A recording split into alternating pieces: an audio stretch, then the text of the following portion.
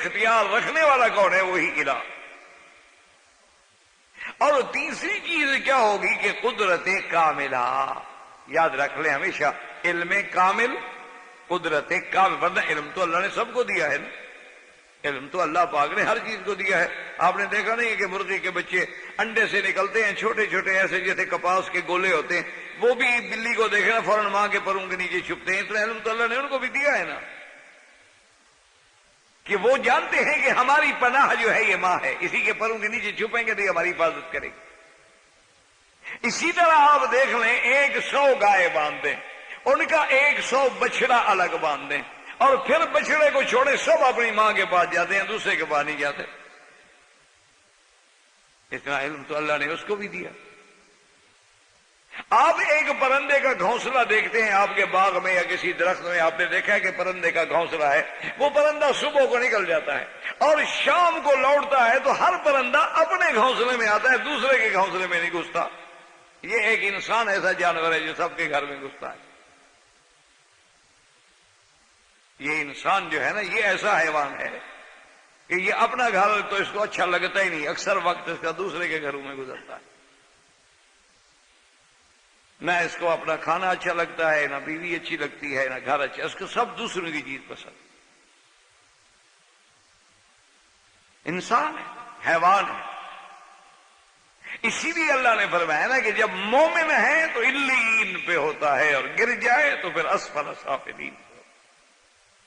یعنی اگر یہ ترقی کرنے پہ آئے تو پھر مقام نبوت اور رسالت سے سرفراز ہو جاتا ہے، اور گر جائے تو کبھی ابو جہل بن جاتا ہے، کبھی فرعون بن جاتا ہے، کبھی نمرود بن جاتا ہے، کبھی قارون بن جاتا ہے، کبھی شیرون بن جاتا ہے۔ جب یہ گرنا چاہے تو وہ اسی طرح ہو،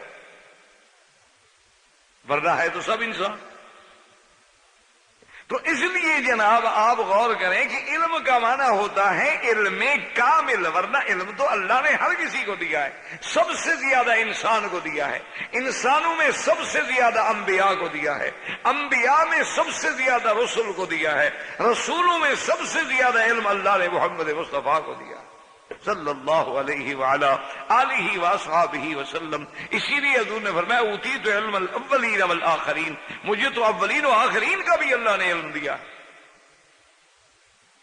لیکن علم کامل یاد رکھنا، ایسا علم جو کامل ہو، ایسا علم جو تام ہو، ایسا علم جو ابدی ہو، ایسا علم جو ساری کائنات کے ذرے ذرے کو محیط ہو، ایسا علم جو ما کان و ما یکون ہو، ایسا علم جو کسی چیز کے بننے سے پہلے بھی ہو بننے کے بعد بھی ہو، اس کو کہتے ہیں علم کامل۔ اللہ نے آپ کو بڑا علم دیا، لیکن آپ کا استاد ہے وہ آپ سے زیادہ عالم، فوق کل ذی علم علیم۔ اللہ نے ماشاءاللہ آپ کو علم دیا ہے، لیکن اس کی ایک حد ہے، اس کے بعد آپ کھڑے ہو جاتے ہیں۔ تو علم کامل جہاں الہ کا ذکر ہوگا وہاں ایک تو صفت علم کامل کی ہو۔ اچھا دوسرا کیا ہے؟ قدرت کامل۔ ورنہ اللہ نے قدرت تو سب کو دی ہے، چلنے کی، اٹھنے کی، کھانے کی، پینے کی، بیٹھنے کی، پڑھنے کی، تعلیم حاصل کرنے کی۔ پھر اس کے بعد جناب جب آدمی تعلیم کے مراحل طے کر لیتا ہے، پھر اپنی تعلیم کو نافذ کرنے کی، یہ ساری قدرت ہی ہے نا۔ لیکن قدرت کامل جو ہے وہ صرف اللہ کے پاس ہے۔ ہماری قدرت ناقص ہے، بیمار ہو گئے، کھڑے ہو گئے، موت آ گئی، ہماری ہر چیز ختم ہو گئی۔ لیکن جس کی قدرت کامل ہے جو کبھی ختم نہیں ہوتی، اور جیسے اللہ نے فرمایا انہ علی کل شیء قدیر، وہ قدرت کامل ہے، وہ صرف اللہ تبارک و تعالیٰ کی ذات کی ہے۔ اسی لیے آپ دیکھیں نا کہ حضور صلی اللہ علیہ وسلم ہمیں دعائے استخارہ میں سکھاتے تھے کہ اللہم انی استخیرک بعلمک واستقدرک بقدرتک واسألک من فضلک العظیم فانک تقدر ولا اقدر، انک تقدر ولا اقدر فَإِنَّكَ تَعْلَمُ وَلَا أَعْلَمُ وَأَنْتَ عَلَّامُ الْغُیُوبِ کہ یا اللہ تو قدرت رکھنے والا ہے، میں کچھ قدرت نہیں رکھتا، اور تو جاننے والا ہے، تو علم والا ہے، میں علم نہیں رکھتا۔ تو اب کیا اللہ کے نبی کے پاس اتنا علم ہے لیکن کہتے ہیں لا علم، میں تو علم نہیں رکھتا۔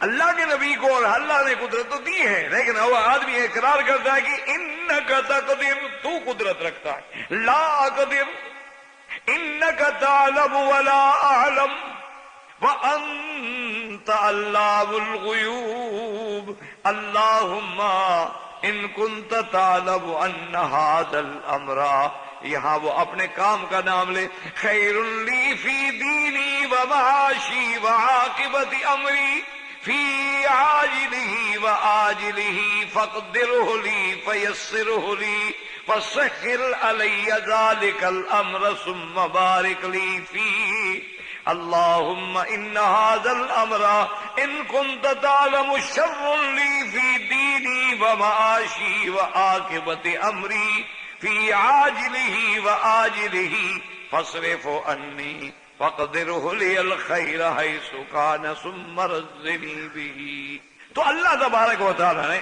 ڈرے نہیں، کچھ نہیں ہوگا، خیر مکڑی ہے، یہ تو اچھی علامت ہے۔ حضرت عمر کہتے تھے کہ پتہ کرو مکڑی ہے کہیں، تو لوگوں نے وہ ڈھونڈ کے بتاتے، تو کہتے اچھا، حضور نے فرمایا تھا کہ مکڑی اگر ہے تو ابھی قیامت دور ہے، ابھی اس کے قیامت آنے میں وقت لگے گا۔ تو یہ تو بڑی اچھی چیز ہے، اور یہی تو ایک چیز ہے کہ حضور صلی اللہ علیہ وسلم نے فرمایا ہے کہ اللہ تبارک و تعالی نے ہمارے لیے حلال کر دی ہے، اللہ پاک نے ہمارے لیے حلال کر دی ہے، جیسے جگر، حالانکہ وہ تو خون ہے، وہ حلت نلا، آپ نے فرمایا میتتان و دمان، اللہ نے ہمارے لیے دو چیزیں حلال کر دی، تو یہ بھی ایسی چیز ہے، پکڑو کھا لو، تو یہ کوئی ڈرنے والی چیز نہیں، خیر میں ڈرے نہیں، یہ مکڑی ہے، میزائل نہیں۔ ہاں مسلمان کا کیا حال ہے جی، اب تو بیچارہ رات کو نیند میں ڈرتا رہتا ہے نا، کوئی ڈر شر نہ کرو، ایک وقت مقرر ہے موت کا، وہ بستر پہ بھی آ جائے گی، وہ جناب آپ کے تمام انتظامات کے بعد محلوں میں بھی آ جائے گی، اینما تکونوا یدرککم الموت ولو کنتم فی بروج مشیدہ۔ اس لیے حضرت علی جب لڑتے تھے نا رضی اللہ عنہ، تو ایسے شیر تھے ماشاءاللہ کہ دشمنوں کی صفوں میں گھس جاتے، تو دوست کہتے حضرت مہربانی کریں کچھ تو خیال کیا، آخر چلو ایک آدمی 2 سے لڑے گا، 5 سے لڑے گا، 10 سے لڑے گا، یہ تھوڑا کہ 400 میں گھس جائے۔ تو وہ دشمن کے وہ فرمایا کہ جس بندے سے موت ڈرتی ہو اس کو کیا فکر؟ انہوں نے کہا کیا مطلب؟ فرمایا مجھ سے تو میری موت ڈرتی ہے۔ لوگ حیران ہو گئے کہ جناب موت بھی ڈرتی ہے؟ انہوں نے کہا دیکھو وقت سے پہلے آئے گی۔ انہوں نے کہا نہیں، تو انہوں نے کہا وہ چاہے جتنا زور لگاؤں وہ بھاگے گی نا، کہ ابھی وقت نہیں آیا میں کیسے آؤں؟ تو وہ ڈر رہی ہے، میں تھوڑا ڈر رہا ہوں۔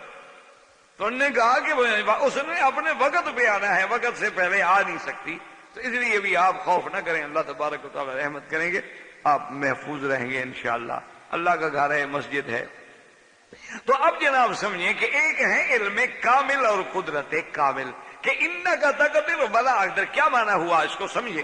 معنی یہ ہے کہ اللہ تو نے ہمیں بڑی قوت دی ہے، بڑی طاقت دی ہے، چلنے کی، کھانے کی، اٹھنے کی، پڑھنے کی، بیٹھنے کی، لیکن جب ہم اپنی قدرتوں کو تیری قدرت کے سامنے رکھتے ہیں تو یہ تو صفر بھی نہیں ہے، یہ تو پھر کچھ بھی نہیں۔ اللہ تو نے ہمیں بڑا علم دیا ہے، لیکن جب تیرے علم کے سامنے آتا ہے تو پھر تو یہ صفر کے برابر بھی۔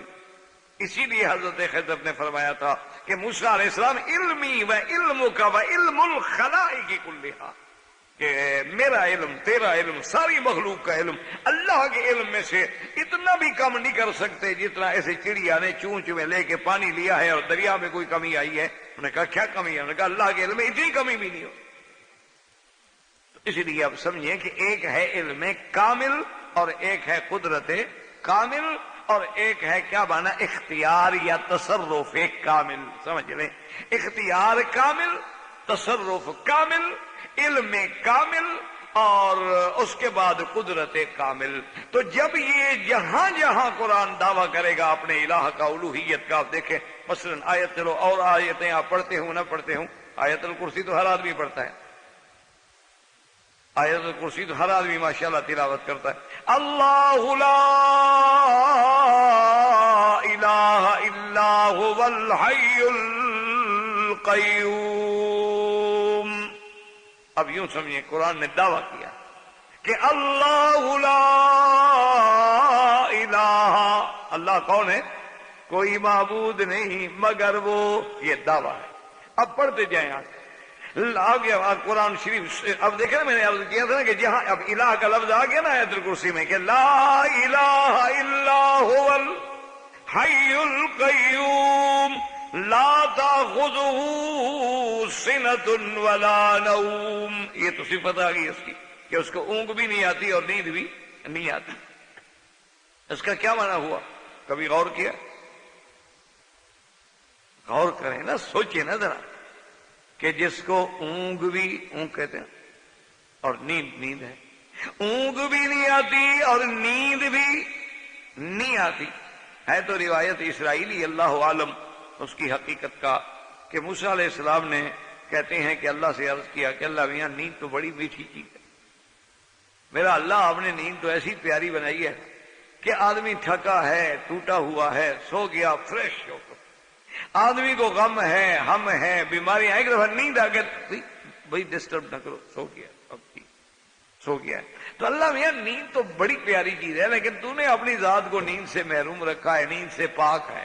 وجہ کیا؟ ایسی اچھی چیز ہے میاں آپ نے پیدا فرمائی اور اپنے آپ کو تو دور فرما لیا نیند سے کہ لا تأخذہ سنۃ ولا نوم.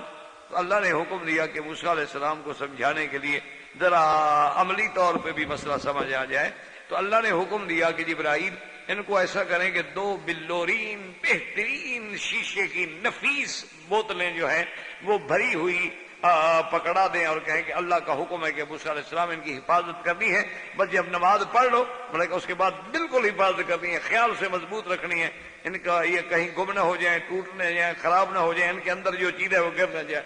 میں کہا ٹھیک ہے حاضر. اب حضرت نماز پڑھیں تو بوتلیں ساتھ رکھی. جب نماز سے سلام پھیر لیتے تو حضرت جناب بوتلوں کو پکڑ کے بیٹھ جاتے کہ بھی کہیں ایسا نہ ہو کہ چوری کر لے، اٹھا کے لے جائے، توڑ دے. اب جناب یہ ہے کہ بھی کہتے میں سو جاؤں تو پھر کوئی لے جائے، اس لیے حفاظت کرتے ہیں. تو اب جناب حضرت جاگ رہے ہیں، حضرت جاگ رہے ہیں. اب ایک دن گزر گیا، ایک رات گزر گئی، ایک اور دن گزر گیا، ایک اور رات گزر گئی. جب 2-3 دن گزر گیا کہ صرف عبادت ہو رہی ہے، ان کی حفاظت میں کھانا بھی نہیں، کچھ بھی نہیں اور نیند بھی نہیں. تو ایک دن ایسے پکڑ کے بیٹھے ہوئے تھے، جھٹکا لگا، دونوں ملی تو ٹوٹ گئی. تو اللہ نے حکم دیا جبریل علیہ السلام سے کہ موسیٰ علیہ السلام سے کہیں گے جی بوتلیں لے آؤ. اللہ تو دیکھ رہے ہیں.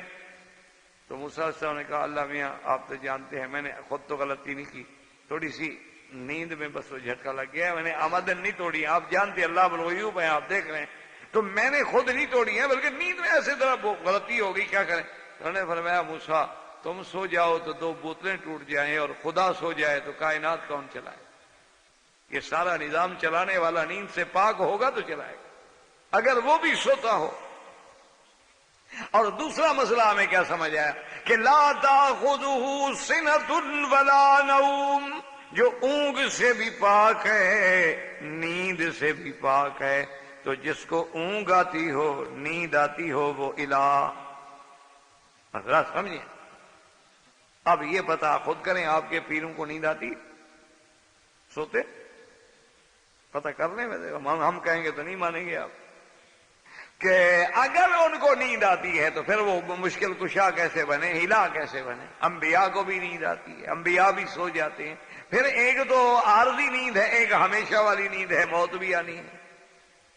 تو اس لیے فرمایا الحی القیوم، جو زندہ ہے اور جس کی حیات حقیقی ہے، ساری کائنات کو تھامنے والا قیوم. لا تأخذہ سنۃ ولا نوم. اب آگے دیکھیں، آگے لہ ما فی السماوات وما فی الارض، کہ سب کس کے لیے ہے، آسمان اور زمین میں کس کے لیے. لہو ضمیر کدھر راجے؟ وہی الہ، وہ جو دعوے میں پہلے کھڑا ہے، اللہ لا الہ. تو اب لہو ما فی السماوات وما فی الارض، تو جو کچھ آسمانوں میں ہے، جو کچھ زمینوں میں ہے، وہ بھی اسی کے لیے ہے. اچھا جب سب اس کے ملک میں ہے، اب ایک تھوڑا سا خیال رہتا تھا کہ جی ہم بھی تو یہی کہتے ہیں کہ سارا ملک تو اللہ کا ہے، لیکن یہ تو ہمارے سفارشی ہیں نا، بس ذرا سفارش کر دیں گے، تھوڑی سی چٹھی لکھ دیں گے، ایک کارڈ دے دیں گے تو کام بن جائے گا. یہ بھی تو ہمارے سفارشی ہیں نا، ان کے کارڈ سے مسئلہ حل ہو جائے گا. ہم تو اسی لیے ان کی جناب خوشامد کر رہے ہیں، ہم تو رات دن ان کے قبروں پہ نظر نیاز چڑھا رہے ہیں، غلاف ڈال رہے ہیں، ریشمی کپڑے ڈال رہے ہیں، ہاتھ باندھ کے جناب کھڑے ہیں، ہم صفائیاں کر رہے ہیں، سونے کے دیواروں کے پلستر کروا رہے ہیں، سونے کے دروازے لگا رہے ہیں، اسی لیے تو لگا رہے ہیں جناب، خدا نہیں، لیکن خدا سے جدا بھی نہیں۔ یہ خدا نہیں ہے لیکن خدا سے جدا بھی نہیں ہے، یہ تو ہماری سفارش ہی ہے۔ آگے دیکھو اللہ نے وہ مسئلہ بھی سمجھا دیا کہ وہ الہ ایسا نہیں، من ذا الذی یشفع عنده الا باذنہ، اللہ نے فرمایا کون ہے جو میری دربار میں شفاعت کی جرت کرے میرے حکم کے بغیر، میرے اذن کے بغیر؟ اور اللہ ایمان سے کہیں کہ جو مشرک ہوگا اس کے لیے اذن دے گا کہ چلو ہے تو مشرک، ہے تو میرا باغی، لیکن آپ اس کی سفارش کریں۔ من ذا الذی یشفع عنده الا باذنہ یعلم ما بین ایدیہم وما خلفہم ولا یحیطون بشیء من علمہ الا بما شاء۔ اب میں نے عرض کیا تھا نا کہ جہاں الہ آئے گا تو وہ کیا ہوگا؟ قدرت کامل کا ذکر ہوگا اور علم کامل کا ذکر ہوگا۔ دعویٰ پہلے موجود ہے، دلیل کیا آگئی کہ یعلم ما بین ایدیہم وما خلفہم، وہ الہ وہ ہے جو تمہارا اگلا بھی سب جانتا ہے، ہر چیز اس کے علم میں ہے۔ تو اگر جہاں صفت ذکر الہ ہوگا وہاں یہ دونوں چیزیں آ جائیں گی۔ اختیار بھی آ گیا کہ آسمانوں اور زمینوں میں ہے، وہ کس کے لیے ہے؟ اللہ کے لیے ہے۔ علم بھی آ گیا کہ یعلم ما بین ایدیہم وما خلفہم ولا یحیطون بشیء من علمہ الا بما شاء۔ اچھا، اور اس کے بعد فرمایا کہ وسع کرسیہ السماوات والارض ولا یؤودہ حفظہما وہو العلی العظیم۔ اللہ نے ایک دعویٰ کیا، اس کے بعد اب اسی طرح دیکھیں کہ اب آپ دوسری جگہ قرآن پہ غور کریں کہ حضرت ابراہیم الخلیل علیہ السلام اپنے ابا کو کیا سمجھا رہے ہیں؟ کہتے ہیں یا اب